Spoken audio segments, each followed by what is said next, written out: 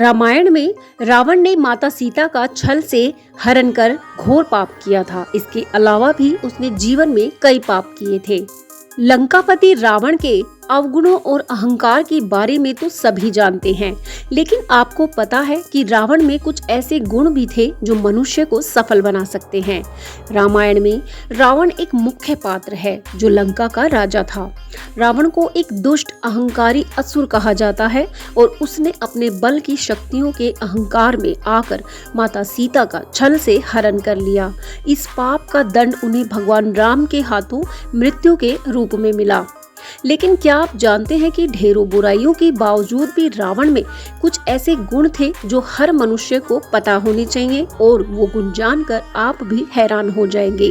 तो चलिए जानते हैं कि ऐसे कौन से गुण थे जो रावण को अहंकारी होते हुए भी अच्छा साबित करते हैं। लंकापति रावण बहुत ही बलशाली था, लेकिन रावण को महापंडित भी माना जाता है।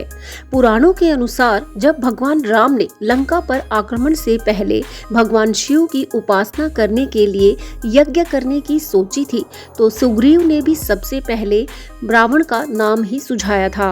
सुग्रीव ने कहा था कि रावण से बड़ा पंडित कोई नहीं है।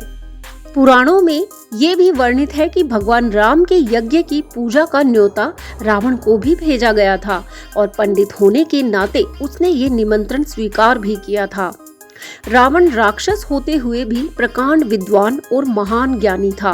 रावण को महान शिव भक्त भी कहा जाता है। भगवान को प्रसन्न करने के लिए रावण ने अपनी नसों को तोड़ दिया था और उन्हीं नसों को तार बनाकर संगीत बनाया था, और इसी संगीत से शिव महिमा का बखान करते हुए शिव तांडव स्तोत्र की रचना की थी। रावण को राजनीति का भी भरपूर ज्ञान था। धर्मशास्त्रों के अनुसार रावण को राजनीति का बहुत ज्ञान था और अपनी रणनीतियों के लिए बहुत प्रसिद्ध थे।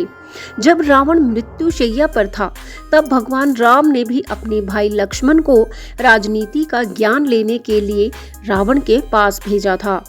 रावण ने भी लक्ष्मण को राजनीति के कई गूढ़ रहस्य बताए थे और समझाए थे। आपको ये जानकर भी हैरानी होगी कि लंकापति रावण ने कई पुस्तकों की भी रचना की थी। इनमें इंद्रजाल और नाड़ी परीक्षा जैसी पुस्तकें आती हैं। रावण को एक महान वैज्ञानिक भी माना जाता है। उसने इंद्रजाल जैसी अर्थवेद मूलक विद्या का अनुसंधान भी किया था, यानी रावण को ज्योतिषाचार्य भी माना जाता है।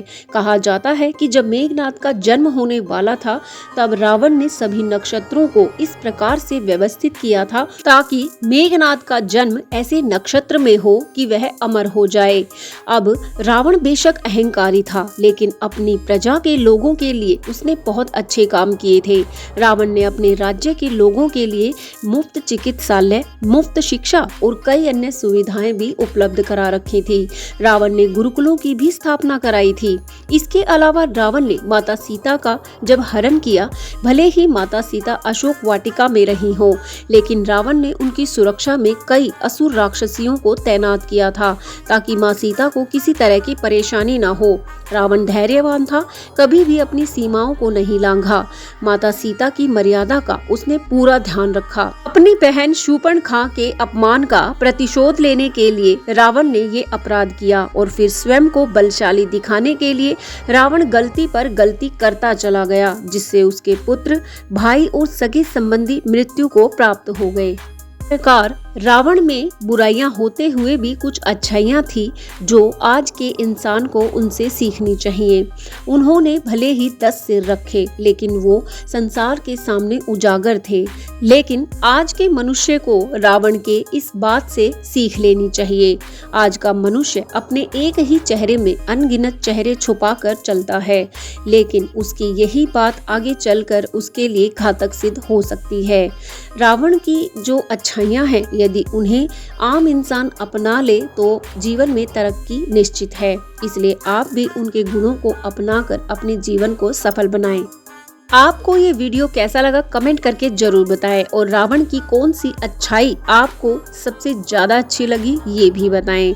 और ऐसे ही ज्ञानवर्धक वीडियोस के लिए चैनल से जुड़े रहें, सब्सक्राइब जरूर करें। जय श्री राम।